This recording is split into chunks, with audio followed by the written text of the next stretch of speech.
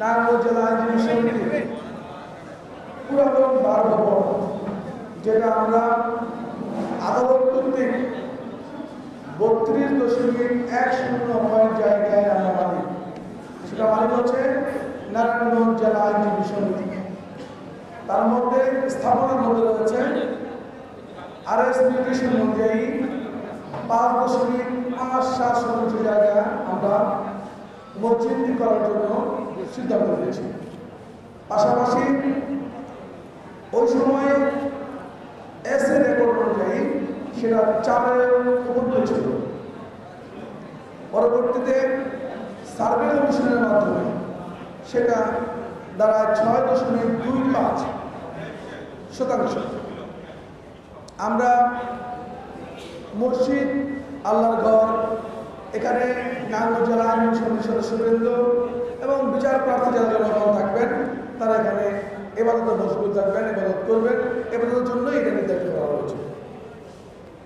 এটা মনে রাখতে হবে, এটা হচ্ছে নারায়ণগঞ্জ জেলা আইনজীবী সমিতির মসজিদ, কোন মসজিদ। কিন্তু এই মসজিদটি নির্মাণের পর থেকে গত 17 বছরে ব্যাপক পরিবর্তন লক্ষিত হয়েছে। এক, এই নামটি পরিবর্তন করা হয়েছে। এটা ছিল কোট মসজিদ নামে পরিচিত।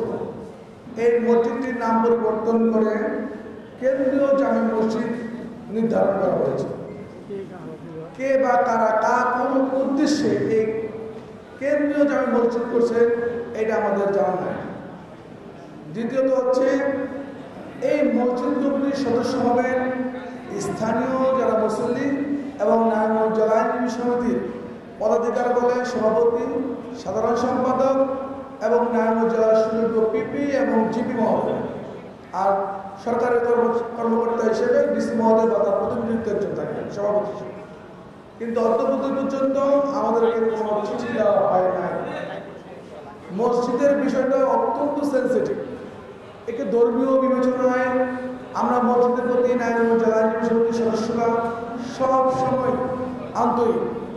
মসজিদের জায়গা সম্পর্কেও আমরা আন্তরিক, যাতে কারণ মানুষ আল্লাহর ঘর মসজিদকে নিয়ে কোনো ধরনের ভুল বুঝাবুঝি না হয়, সেজন্যই আমরা এখানে উপস্থিত হয়েছি।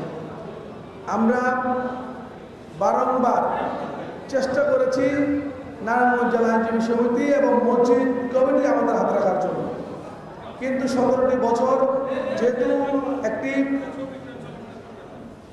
অনৈতিক ফ্যাসিস্ট সরকার ছিল, তারা কি ধরনের পদক্ষেপ গ্রহণ করেছেন আমাদের না জানার কারণে আইনজীবী সমিতির সদস্যবৃন্দ অন্ধকারে নিবন্ধিত ছিলেন।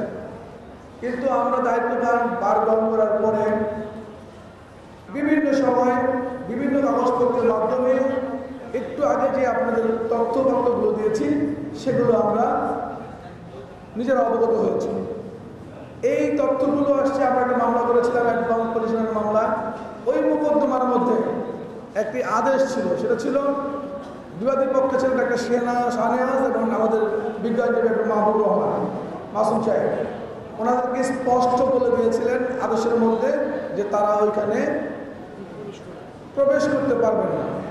কিন্তু অদ্যবধি পর্যন্ত তারা ওই কমিটিতে উপস্থিত হয়েছে, তারা কমিটিতে রয়েছে। আমাদের উদ্দেশ্য কমিটি নিয়ে ছিল না, কিন্তু গত 9 তারিখে আমরা দেখতে পেলাম যে আমাদের নারায়ণগঞ্জ জেলা আইনজীবী সমিতির যে জায়গাটি রয়েছে 32.10 মসজিদ হঠাৎ করে একটি স্থাপনা তৈরি করছে। আমাদের কমিটির পক্ষ থেকে দ্রুততম সময়ের মধ্যে ইসি কমিটির 5 জন সদস্যকে আমরা সেখানে প্রেরণ করলাম। প্রেরণ করার পর জানতে পারলাম মসজিদ কমিটি সেখানে একটি স্থাপনার জন্য প্রস্তুতি নিচ্ছেন এবং তারা আমাদের নারায়ণগঞ্জ জেলা আইনজীবী সমিতির সবচেয়ে পুরাতন গাছটি কেটে ফেলা হয়েছে। তারপরে জানতে পারলাম যে এটা কারা কারা সদস্য। পরে দেখলাম যে আমরাও তার সদস্য।